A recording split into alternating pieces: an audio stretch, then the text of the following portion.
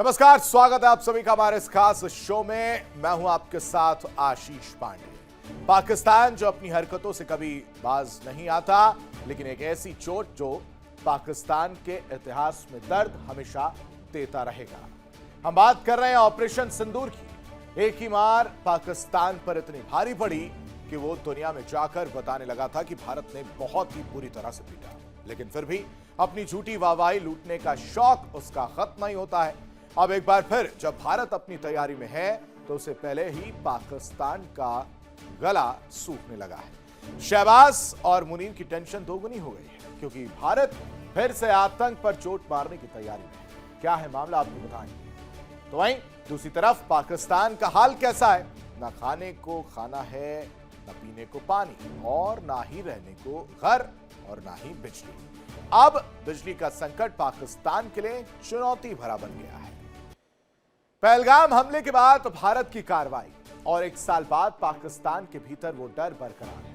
पाकिस्तान भारत की तरफ आंख उठाने से पहले 100 बार सोच रहा है, लेकिन भारत की मार से पाकिस्तान को कितना दर्द हुआ है वो धीरे धीरे बाहर आ रहा है। यहां भारत ऑपरेशन सिंदूर पार्ट 2 की तैयारी में है, तो वहीं पाकिस्तान टेंशन में है, क्योंकि ऑपरेशन सिंदूर को 1 साल होने के बाद भारत फिर से अपनी तैयारी तेज कर रहा है। भारत का रुख लगातार साफ रहा, आतंकवाद पर जीरो टॉलरेंस। ऑपरेशन सिंदूर उसी रणनीति का हिस्सा माना गया जिसमें सटीकता, तैयारी और स्पष्ट संदेश। अब पाकिस्तान का हाल क्या है वो आपको बताते हैं इस रिपोर्ट में।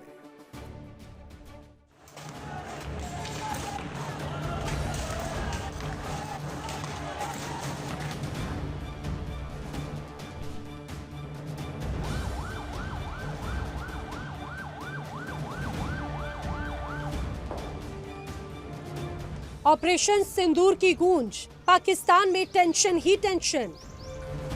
ये नुकसान, ये 9 नंबर। सटीक वार, साफ संदेश, आतंक पर जीरो टॉलरेंस।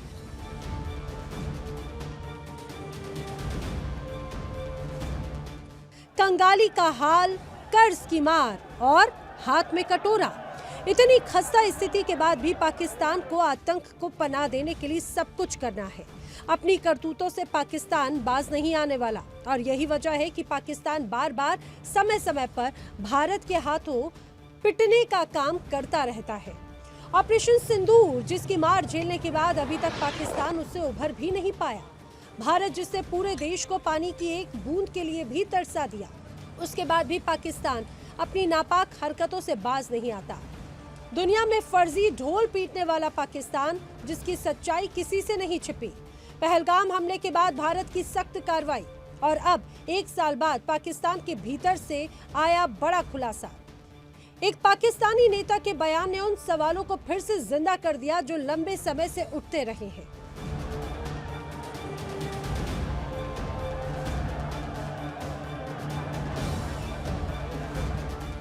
रिपोर्ट्स के अनुसार एक सार्वजनिक कार्यक्रमों में दिए गए बयान में ये स्वीकार किया गया कि पाकिस्तान की सेना ने कुछ प्रतिबंधित संगठनों से जुड़े लोगों के लिए कार्रवाई की। इस बयान में हाफिज सईद और मसूद अजहर जैसे नामों का भी जिक्र सामने आया है, और इसी बयान में ये भी कहा गया कि भारत ने 10 मई को मुरतके और बहावलपुर में स्थित ठिकानों को निशाना बनाया था।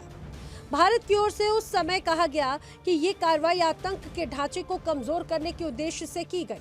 पाकिस्तान के आका शहबाज और मुनीर भले ही आतंक का साथ देते हों, लेकिन सच ये है कि वहाँ की जनता भी अपनी सरकार और सेना से त्रस्त है। वहाँ की आवाम अपनी ही सरकार के खिलाफ सड़कों पर निकलकर आतंक के खिलाफ आवाज बुलंद कर रही है। अब ऐसे में शहबाज और मुनीर अपने ही देश में सवालों के घेरे में है।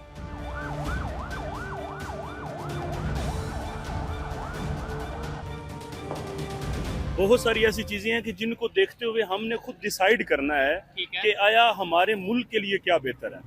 ठीक है, आए रोज अगर हमारे जवान शहीद होते हैं, तो इन अदर हैंड देखें कि हमारी जो यूथ है, जो कि 60 to 70% है, वो कितनी सिक्योर है इस कंट्री के अंदर, इस मुल्क के अंदर। और ब्रेन ड्रेन हो रहा है, वो हाँ। लोग बाहर जा रहे हैं, लेकिन हमारी गवर्नमेंट का आजकल ये स्टांस है कि भाई हालात बेहतर हो रहे हैं, महंगाई कम हो रही है, गंदम की कीमत, वीट की कीमत कम हो रही है, पेट्रोल चाहे बढ़ गया थोड़ा सा। अच्छा अच्छा जी, मैं अब इसमें एक चीज का इजाफा कर दूं। जरूर।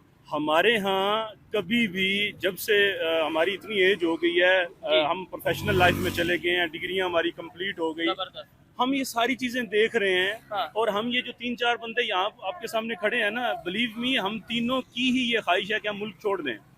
अब सवाल ये पैदा होता है कि इसकी वजह क्या है। ठीक है, क्या वजह? मैं भी यही पूछने वजह वाला क्या हो सकती है? हाँ। वजह ये है कि इस मुल्क के अंदर जो पोर्ट्रे किया जा रहा है वैसा है नहीं। क्या पोर्ट्रे किया जा रहा है? सबसे पहले महंगाई नहीं है, नहीं है महंगाई। आल आरोग्य दूध की नहरें बह रही हैं। ठीक है जी।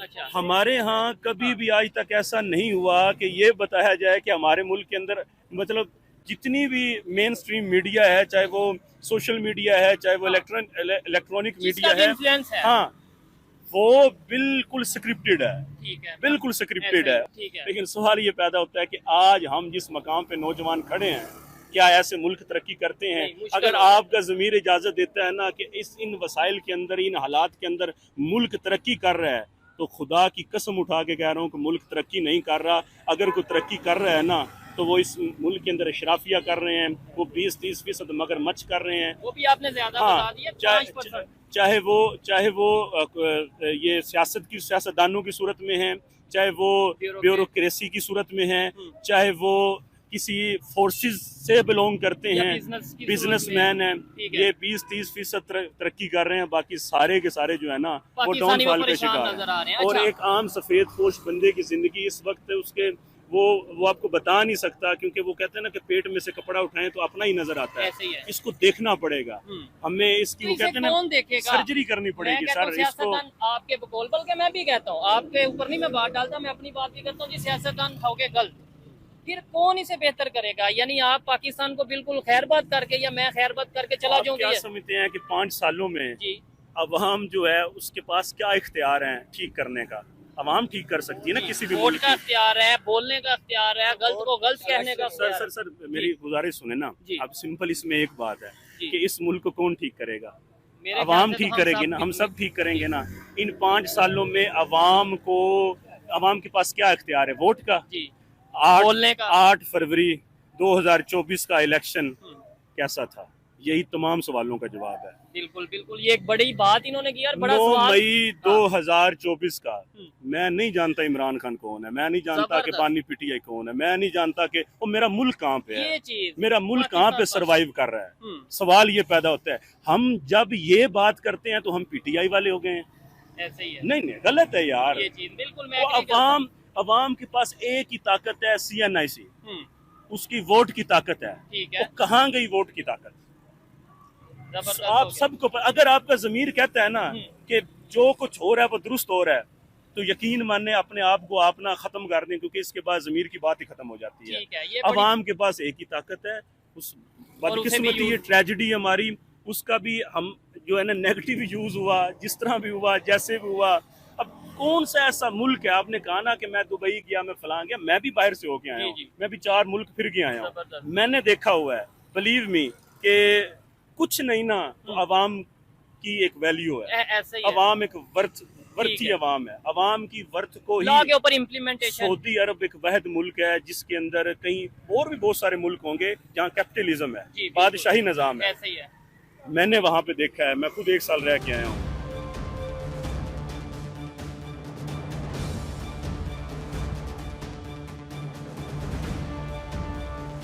पहलगाम हमले के बाद भारत ने जिस ऑपरेशन को अंजाम दिया, जिसे ऑपरेशन सिंदूर के नाम से जाना गया, वो सटीकता और तैयारी का उदाहरण माना गया। सीमित समय में चुने हुए लक्ष्यों पर कार्रवाई कर सही तरीके से जवाब दिया गया। पाकिस्तान भारत की तरफ से की गई कार्रवाई से आज भी डरा सहमा है। भारत समय समय पर नोटम जारी कर पाकिस्तान को चेताता रहता है। भारत ने करीब 3500 किलोमीटर लंबे कॉरिडोर में जारी ये नोटम साफ संकेत देता है कि भारत अपनी सैन्य तैयारियों को लेकर किसी भी स्तर पर ढील देने के मूड में नहीं है। बंगाल की खाड़ी का ये इलाका फिलहाल नो फ्लाई और हाई अलर्ट जोन में तब्दील कर दिया गया है, यानी भारत अपनी तैयारी पूरी तरह से कर चुका है। अगर पाकिस्तान ने फिर से ऐसी हरकत की तो उससे पहले ही उसे दबोच लिया जाएगा। पाकिस्तान से भारत ही नहीं बल्कि पाकिस्तान बलूचिस्तान और अफगानिस्तान से भी समय समय पर पिटता रहा है।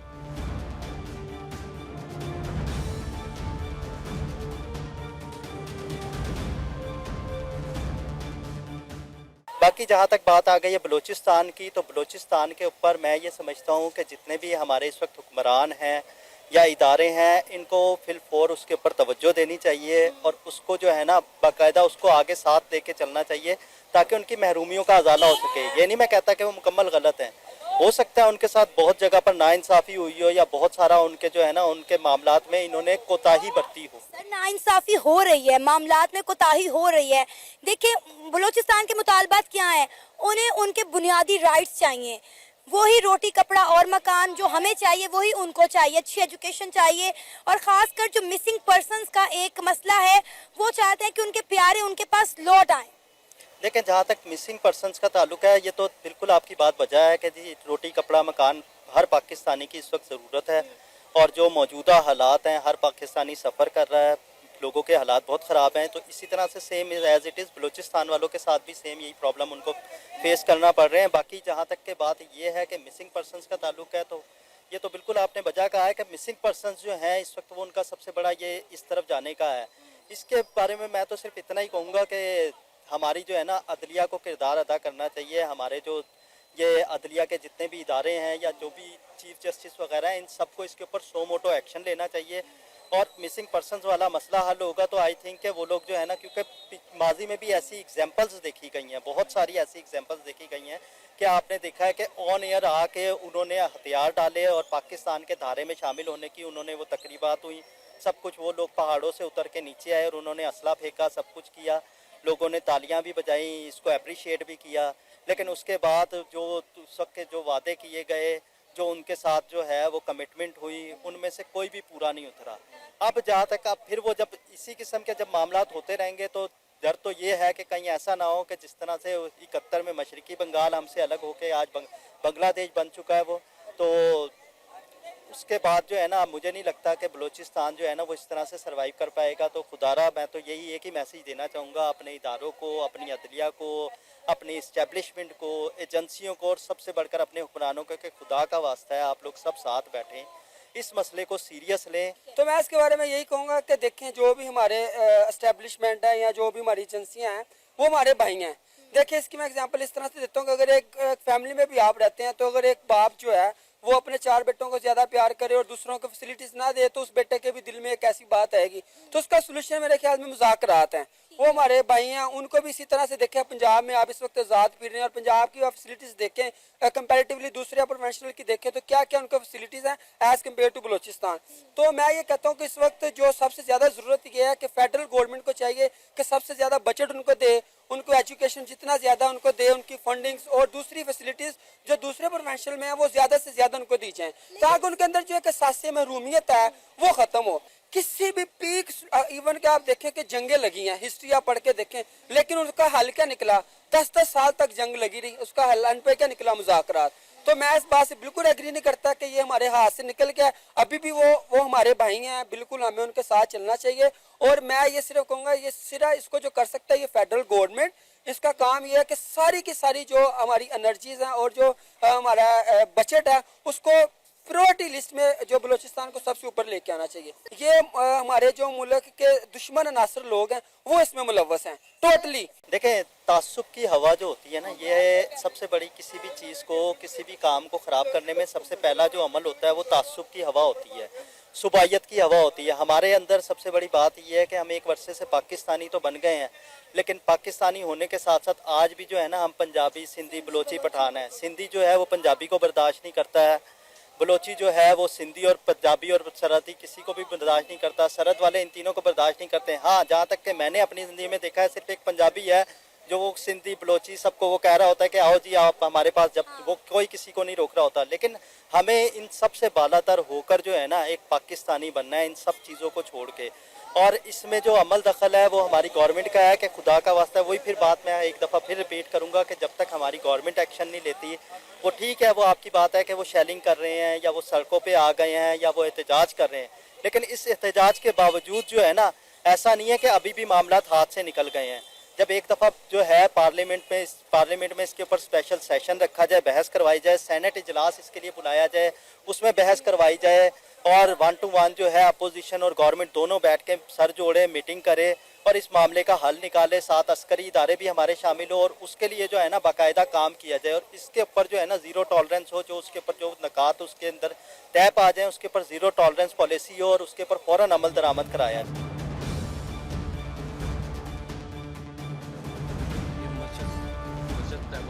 ऑपरेशन सिंदूर को लेकर पाकिस्तान आज भी सदमे में है, लेकिन आतंक से दूरी बनाना नहीं चाहता।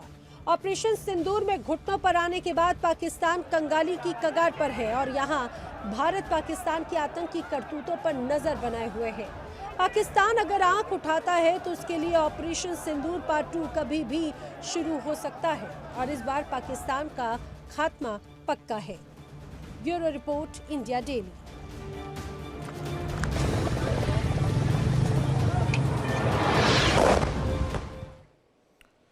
जहां एक तरफ दुनिया खाड़ी में बढ़ते तनाव को कूटनीति के चश्मे से देख रही है, वहीं दूसरी तरफ पाकिस्तान में उसका असर अब सीधे आम लोगों की जिंदगी पर दिखने लगा है। पाकिस्तान में हालात चुनौतीपूर्ण बताए जा रहे हैं। पहले से हाथ में कटोरा लिए बैठे पाकिस्तान के आका शहबाज और मुनीर, अब उनके देश में ऊर्जा संकट, महंगाई का दबाव और रोजमर्रा की जिंदगी पर बढ़ता बोझ। सवाल उठ रहे हैं, क्या व्यवस्था इस दबाव को संभाल पा रही है?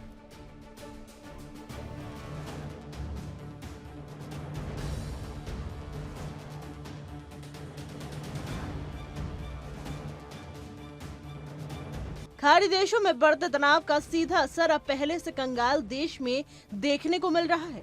कंगाल देश जिसके पास पहले से कर्ज का बोझ है, जिसे चुकाने के लिए उसे भीख तक मांगनी पड़ रही है। भीख नहीं मिलती तो कर्ज उतारने के लिए फिर कर्ज लेना पड़ता है। सर, कैसे हालात चल रहे हैं? हमने देखा अकबरी मंडी रेनोवेट कर दी गई है। रेनोवेशन से पहले कई महीने आप लोगों की जानिब से शिकायत की जाती थी कि यहाँ गाहक नहीं आ सकता। अब तो हम देख रहे हैं सड़कें खुली हो चुकी हैं, कुशादा हैं। क्या हालात बेहतर हुए? हालात इस वक्त बेहतर नहीं हो रहे। जो वर्ल्ड के हालात हैं उसकी वजह से व्यापार का तस्करा, कारोबारी हालात बिल्कुल नेशनल और इंटरनेशनल जो हालात बनते हैं उसके साथ चलते हैं। कुछ महंगाई भी इतनी हो गई है, उसकी वजह से आजकल काम का वो नहीं नज़म है जो होना चाहिए। ऐसे अल्लाह का शुक्र है कि अकबरी मंडी एशिया की बड़ी मार्केटों से मार्केट है। इसको कई दफ़ा आबाद और बर्बाद करने की कोशिश की गई, अल्लाह के करम से ये कायम है। क्या हालात है अकबरी मंडी के, की कहना चाहोगे? हालात अकबरी मंडी से बड़े नाजुक है, महंगाई के हिसाब नाल कस्टम बिल्कुल मंडी च आ ही नहीं रहा है। इसे अगर इतनी की महंगाई हो चुकी है भी नहीं कि गाहक सोचता है करिए तो की करिए। हालात इन्ने की हो गए हैं, गरीब आदमी का चूल्हा चलना बड़ा मुश्किल हो चुका है। बिल्कुल क्या वजह कस्टमर ना आने की? बस कुछ टाइम की पाबंदी हो गई है, कुछ इस तरह है भी जिनके लोगों के कोल पैसे नहीं रहे हैं, महंगाई इन्नी की हो गई है, तेल इन्ना की महंगा हो गया भी हर बंदा सोचता है जाइए जाइए किस तरह से। खरीदारी जी बड़ी मुश्किल हो चुकी है।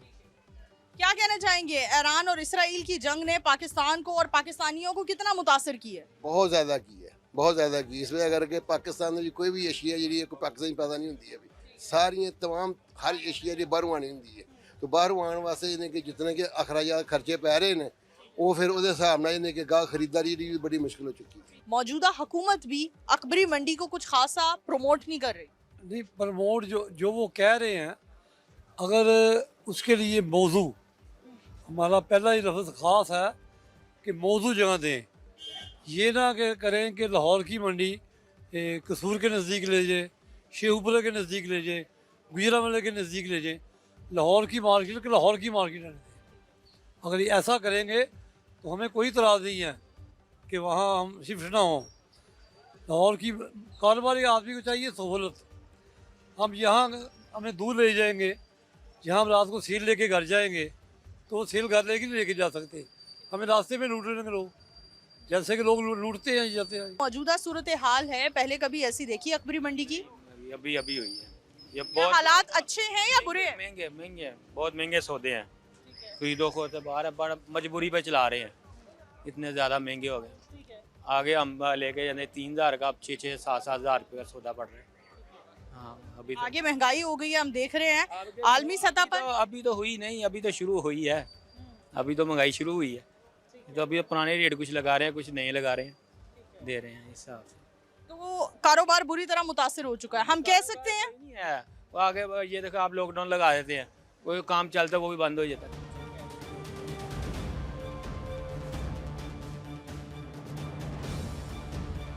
अब हाल यह है कि पाकिस्तानी पीएम शहबाज और मुनीर दोनों ही हाथ पर हाथ धरे बैठे हुए हैं। दोनों एक और नई चाल चलने की कोशिश में हैं, लेकिन फिर से वो ठप होती हुई नजर आ रही है। स्थिति तनाव की वजह से क्या है, ये पाकिस्तान की ऊर्जा व्यवस्था पर साफ दिखाई दे रहा है। गैस सप्लाई में आई भारी रुकावट ने देश के लगभग सभी एलएनजी आधारित पावर प्लांट्स को ठप होने की कगार पर ला दिया है। हाल इतने गंभीर हो चुके हैं कि पाकिस्तान के ऊर्जा मंत्री को खुद मानना पड़ रहा है कि अंतर्राष्ट्रीय हालात के कारण गैस की सप्लाई प्रभावित हुई है, जिससे बिजली उत्पादन में भारी गिरावट आई है।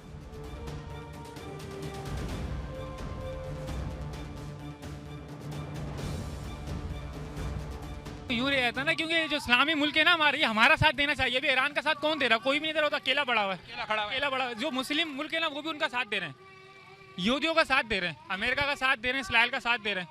और उसके साथ जब उसके साथ हो रहा था, उनका साथ जब भी नहीं दिया मुसलमानों का, वहाँ भी तो वो पाकिस्तान बस यूँ पीछे है कि जो हमारे वजीर आजम ने, जो बड़े हमारे लोग हैं, वो सिर्फ अपने लिए कर रहे हैं सब, वो अवाम के लिए कुछ नहीं कर रहे। भाई गवर्नमेंट तो आपको सब पता है, गवर्नमेंट आजकल है किधर यार, सिर्फ बस गरीब आदमी पिस रहे, और जब जो भी होगा गरीब आदमी पिसेगा, उसके लिए कोई भी नहीं सोचते। एक अलग चीज़ है, बहुत ज़्यादा फर्क पड़ा है, लोड शेडिंग की वजह से पड़ा है। ठीक है, लोड शेडिंग की वजह से हर घंटे के बाद बिजली जा रही है, जबकि ये कह रहे थे कि इतनी बिजली नहीं जाएगी। बिजली हर घंटे के बाद जा रही है। अब गेस्ट का आना बिल्कुल बंद हो गया है। जो मजदूर है उसको आधी दिहाड़ी दी जा रही है, ठीक है, उसके साथ भी ज्यादती है। और उसके बाद 10 बजे लोड शेडिंग अपना लॉकडाउन लगता है। अगर 5 मिनट 10 मिनट भी लेट हो जाए, होटल सील कर देते हैं। और लॉकडाउन की वजह से जितने भी बिजनेसमैन हैं, चाहे वो होटलियर है, कोई कंपनीज है या कोई और कंपनी है, तो उसमें से स्टाफ को शार्ट किया जा रहा है, गरीब लोगों का पेट काटा जा रहा है। लिहाजा हुकूमत से रिक्वेस्ट है कि ये हमारे साथ ज़्यादती ना करें, हमें रिलीफ दें, ठीक है, लॉकडाउन का भी रिलीफ दें और लोड शेडिंग का भी रिलीफ दें। अब इतनी महंगाई हो गई है, एक तो लोड शेडिंग, दूसरे नंबर पे लॉकडाउन, एक महंगाई, एक कस्टमर आ भी नहीं रहा। आपके सामने है, टेबल कुर्सी सारा कुछ खाली है। अब ये क्या चलेगा निज़ाम? कोई निज़ाम नहीं चल रहा हमारा। हम गरीब बंदे हैं, कहाँ से इतना सफ़र करके आ रहे हैं बच्चों के लिए, रोज़ी कमाने के लिए। हमारी इसी हुकूमत से अपील है कि हमें जो है ना मज़दूर लोगों के साथ तावन किया जाए।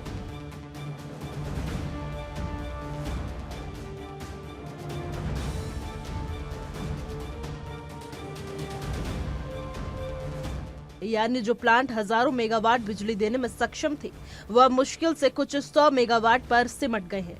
नतीजा देश भर में अंधेरा और बढ़ती बेचैनी। लोग सरकार से अपने हिस्से की बिजली, पानी और गैस और आर्थिक मदद मांग रहे हैं, जिसका कोई भी जवाब पाकिस्तान की ठप सरकार के पास नहीं है और लोगों में गुस्से का उबाल है।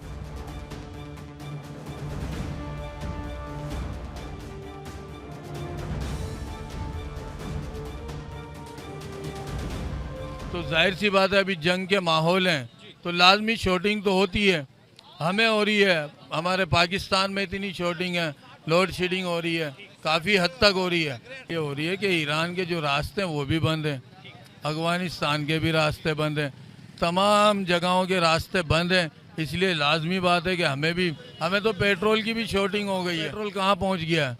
हमारे पास तो बहुत पेट्रोल है, लेकिन फिर भी हो रहा है। ईरान और इसराइल की जंग के बाद जो है पाकिस्तान को भी इस चीज़ का उठा ही नहीं सकती ना आवाज़, तो गवर्नमेंट के आगे कोई नहीं उठा सकता। भाई ये कि जल के फट के ये सारे मरेंगे इसी तरीके से, ये कयामत की निशानियों में से एक निशानी है।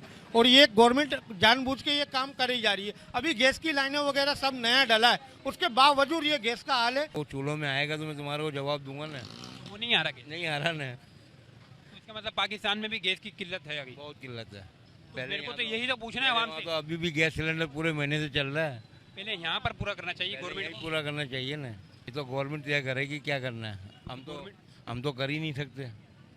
आवाम तो है ना, रिएक्शन तो आवाम की राय कितनी चलेगी।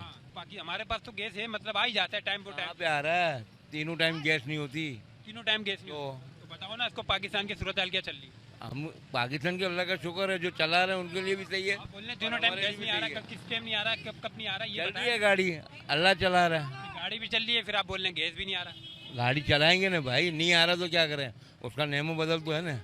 वही तो बात है ना, गैस है ना, इसका मतलब तो यही नहीं बोले ना कि गैस नहीं है। गैस वो नहीं है जो गवर्नमेंट को देना चाहिए। फिर कौन सा गैस है? ये LPG गैस है। गैस लाइन जो है अभी ईरान में जो है ना बंद किया हुआ गैस, इस वजह से जो है ना अभी थोड़ी सी और परेशानी आगे आ सकती है। से गैस आ रहा तो वो कहाँ से देगा, मुझे बताओ ना। उन्हीं का टाइम से आ रहा है, 3 बजे आ रहा है, गया पूरे दिन गैस, फिर 3 बजे दोपहर में आ रहा है, फिर गया। तो भाई हम बाकी एक बात है, अपनों को गैस इतना तो नहीं मिल रहा है, अभी हमारे घर में गैस नहीं आ रहा, जो बात है यार।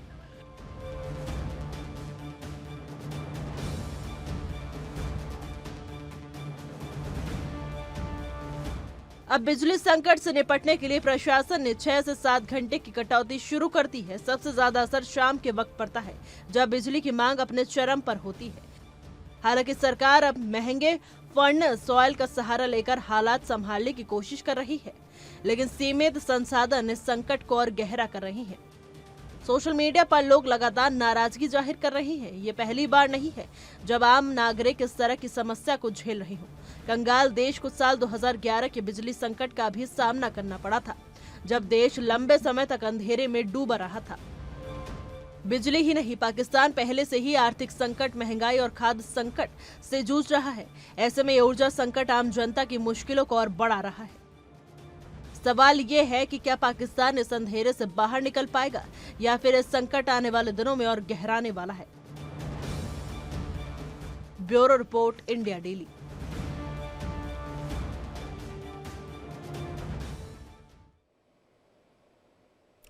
फिलहाल नापाक में अभी के लिए बस इतना ही। तमाम बड़ी खबरों के लिए आप बने रहिए इंडिया डेली के साथ।